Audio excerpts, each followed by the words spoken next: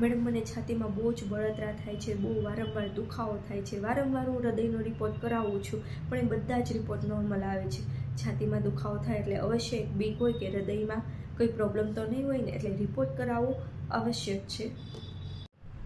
પરંતુ આ રિપોર્ટ વારંવાર જો નોર્મલ આવતા હોય તો આ છાતીમાં દુખાવો, બળતરા થવી એ તમારા નબળા પાચનની પણ નિશાની હોઈ શકે છે. તો આના માટે શું કરવાનું છે? તમારે સોલ્યુશન માટે લાઇફસ્ટાઈલમાં દરરોજ એક ચેન્જ કરવાનું છે. દરરોજ 15 મિનિટ ચાલવાનું છે. દરરોજ રાત્રે જો વધારે ભારે ખોરાક લેવાઈ ગયો હોય તો દરરોજ રાત્રે અડધી ચમચી અજમો પાણી સાથે લેવાનો છે.